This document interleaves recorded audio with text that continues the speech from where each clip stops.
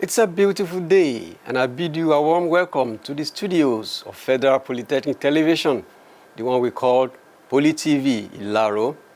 It's time once again for the discussion segment on our daily panoramic show. We call it Poly TV Show. Your regular host is here.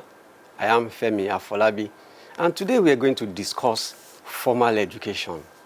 Formal education is something that concerns everybody, that touches the life and times of everybody.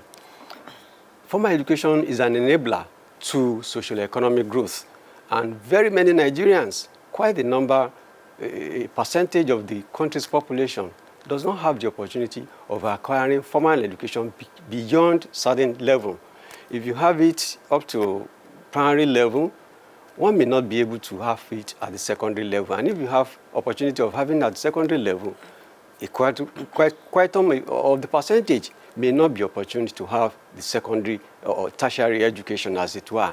And government, having realized this shortfall and these inadequacies, have adopted and implemented certain strategies, different policies, at least to curb this kind of milieu. And one of which is what we call online direct and flexible e-learning. That project is being handled across very many tertiary institutions in Nigeria, and we are glad that at FPI here, Federal Polytechnic Ilaro, now Federal University of Technology, we are lucky to have that program running here.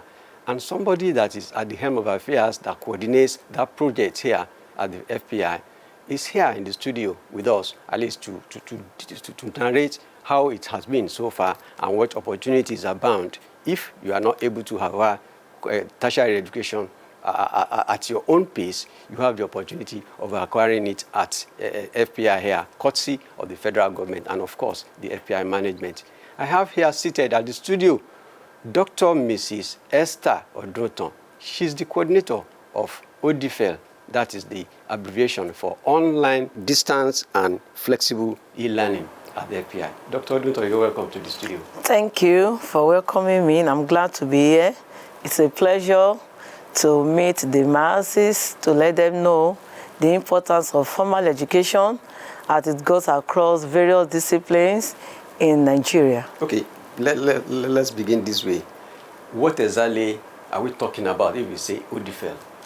Thank you so much. When you're talking about ODIFEL, ODIFEL is an acronym for the full meaning of the word that says Open Distance and Flexible E-Learning. That is a type of education that is open for everyone that desires to learn. Distance, in the sense that it doesn't matter where you are. You can be within the country, you can be outside the country, you can be anywhere without any geographical barrier. You can still attain a formal education. E-learning, saying that you don't have to be in the framework of the classroom to learn. You can actually be where you are and learn in as much as you have an Android phone with you. So the learning resources have been made in such a way that you can learn on your own, and that is where the flexibility comes in. It's a type of program that runs 24/7, in the sense that you can maybe your own time based on the type of work or your other activities that you are engaged in. Probably your time is in the evening, your time is early in the morning, your time is in the afternoon. You can learn at your own pace. And that is where the flexibility comes in. And that is why it is called Open Distance and Flexible E-Learning, a program of the federal government. So there's no reason or no cause for illiteracy? No. There's no reason for that. Okay, let's explore it further. Okay. If we are talking about ODIFEL, how comprehensive is the syllabus? Thank you so much, moderator. The syllabus of Open Distance and Flexible Learning is the same thing with the syllabus of the mainstream. The same curriculum content, governed by the same governing body. For example, in the polytechnic sector, we have the National Board for Technical Education that handles all polytechnic curriculum. The same curriculum that is being used for those that are attending the physical classes is also being used for the ODIFEL students. What we do is that we put this curriculum on what we call the Learning Management System, which is called the LMS. So our students, they learn through the LMS with the same curriculum content. There is no difference. Even the ODIFEL program has more advantage in the sense that when a lecturer or a teacher teaches you, you can go back and learn it as many times as you can until you're able to comprehend and understand what you have been taught. And also the practical contents are also there. You can watch the video over and over again until you assimilate, which may not be possible in a physical stream. Because in a physical stream, you cannot ask the teacher or the lecturer to repeat what he or she has taught you severally, which can be done on an LMS.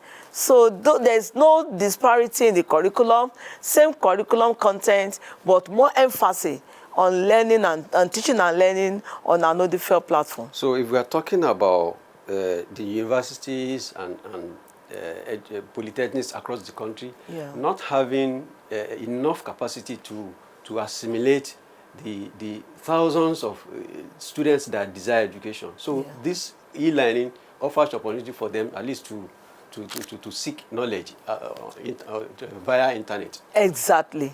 And that is what the federal government has done to us, to ensure that if we are not opportuned to go to the school, the physical school, probably because of economic challenges or other challenges that may not be mentioned, then you have a phone, and phone is cheap now. Any phone or smartphone can do. Any laptop of 20,000, 30,000 laptop can do. Once you are there, you have your data, doesn't consume data, then anywhere you are, you can learn. And most people that their work has to do with mobility, moving from one place to the other, they can learn while on transit, in as much as you have access to internet and phone. Well, the mainstream tertiary institutions will have basic requirements before you are given admission. Yes. What are those requirements for whoever seeks through e-learning? Thank you so much, moderator. The requirements for acquiring either ND, HND, or BSc program in distance learning is same with that of the mainstream. That is, if you are depending on the course you are going for. For example, somebody coming in for computer science, definitely you must have your English credit at credit level, you must have your mathematics at credit level, you must have your physics, your chemistry, your biology, or agric at credit level. So the same requirement goes for both the physical students and the distant learners. What is the duration of the program? Yeah, the program is same. In fact, the ODIFEL program is a bit faster if we are to look at it, because you can run a semester within 3 months, and another 3 months, another semester. And in a year, we have 3 months. That's how many semesters? About 4. So, for example, for the National Diploma Program, which is 2 years for the mainstream, is equally 2 years for the distant learning student. Equally, we run 2 semesters per session. So everything is same for both the online learners and the physical students. I have an observation. Okay. Unfortunately, this country, we are known to trump up dichotomy and stereotypes at every point in time in whatever I want to do. We're still battling with the dichotomy between a university graduate and, of course, a polytechnic graduate. Now, whoever seeks knowledge, formal education through e-learning, when he or she finishes and you are out there to seek employment or do whatever, won't there be any discrimination against whoever seeks education through that place? Thank you so much, moderator. I love that question. I would just like to let you know that most of the distant learners are working, and most of them are running programs that aligns with what they do. So they are even better practically grounded than some of the physical students. That is one. Then 2 is that the distant learning students, their certificate does not carry distant learning. Okay. So if they have come for computer science, for example, a national diploma in computer science, on the certificate we have national diploma in computer science. There's nothing indicating distant learning or online program, nothing like that. And they are well taught. So there is no any disparity or discrimination between them, even their performance, because they are practicing what they learn on daily basis. Most of them, some of them that are in engineering, they are coming for engineering on distance learning. Those that are in business, they are doing business on distance learning. So it's what they do on daily basis, that they are coming to school to get a qualification that will help them to be able to portray themselves as being qualified for what they do practically. So you can say there's no room for discrimination. Apart from the cost of acquiring data, at least to access internet to get materials for your education, at what cost does this e-learning cost come? Because when you come to the mainstream institution now, Yes. you're talking about tuition fees and all whatnot. At what cost does it? Yeah, if we are to look at it on the aspect of the cost, moderator, you will agree with me that distance learning is cheaper comparatively. And what makes it cheaper? It's cheaper in the sense that you don't need to get an hostel accommodation. You don't need to be transporting yourself on a daily basis to the campus. All you need to do is to stay where you are and learn. Then you come for your exam in the semester, probably 1 week in a semester. You come for your exam and you do your practicals, another 1 week. So just a period of 2 weeks you come to school, which will be taken down, and every work has room for leave. So casual leave, we always take care of that. So you can see that the cost of getting accommodation, getting a separate stove, getting the cooking materials, buying this, transporting yourself from here to the other agent and whatsoever is not an headache for a distant learner. Okay, you've been sitting at the Head of Affairs of this program at the FPI for quite some time. Yes, as a director. Okay, what are the challenges you face running that office and implementing that program here? Thank you so much. As a pioneering director of open distance and flexible learning in Federal Polytechnic Ilaro, one of the first challenges we faced was convincing the people, because it took us a while to be able to convince the masses, the public, that this program is real, that this program is approved by the National Board for Technical Education, that this program is not a quack program. So it took us time to create an awareness. We went on jingle, radio, media, social media, and all sorts of means to create awareness, to convince the masses. I could tell you that the first set of students that graduated from this program in this polytechnic were 26 in number. But currently we are having close to 100 that are in the program. So the program has grown because people have come to realize it. The awareness has increased. They begin to realize that, oh, I can actually acquire this. And even some students, I even have a letter on my table of a student that want to cross from part-time to distant learning because of their nature of job. So you can see that it's actually a program. So one of the challenges we faced was trying to convince the public that this is an NBT program. It's an approved program, and I think that's a major challenge because our management has been so supportive. We gave all the devices that we need to operate with. We gave all the space to operate with. We gave all the support that is required to flow the program. And I can tell you that in Nigeria, Federal Polytechnic Ilaro is one of the accredited centers or the school for distant learning that was used to pilot at the National Board for Technical Education level. No, so that's the only major challenge we had. Definitely, that is a major success. Now that if you are seeing this much success, at least for the program, while we are still FPI, when we finally transit into FUTI, yeah. What do you see? What is the prospect? There's a greater prospect because in the university system, there's what we call distant learning. And all campuses, all universities have distant learning. So definitely, distant learning is continuous. Continuous in the sense that we still run the program even at university level. So the program is not a program that is terminating. It may be terminating in the sense that no more ND or HND, but it can migrate into producing diplomas and BSc, even postgraduate at the university level. By the time we fully become FUTI. Perhaps you might have areas of improvement you want to suggest, either to the management here or to the policy implementers at the national level.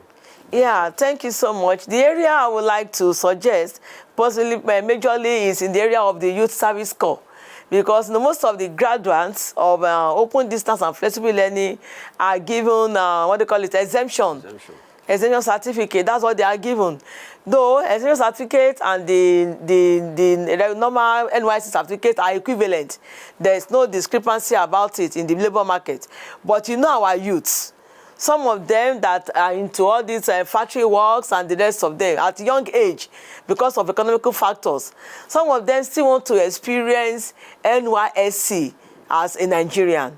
So that is why I can say that our policy makers can look into that, by ensuring that even those on distant learning, both at the polytechnic level or university level, are also given opportunity to serve their motherland.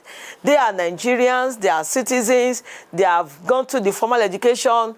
Let them also experience the youth service corps. Maybe the reason for that isn't far-fetched, because you said at the opening that this program enables the working class people, at least to have formal education up to tertiary level. Perhaps maybe government is thinking that virtually all of them or most of them will have go beyond serving age because they are workers. Yeah, you are right. Some of them, a percentage of them are in that category. But now, we have a larger percentage of them also that are young, that are still within the serviceable year, that can still go on NYSC, that are also willing, because some of them, they are working because there are no sponsors.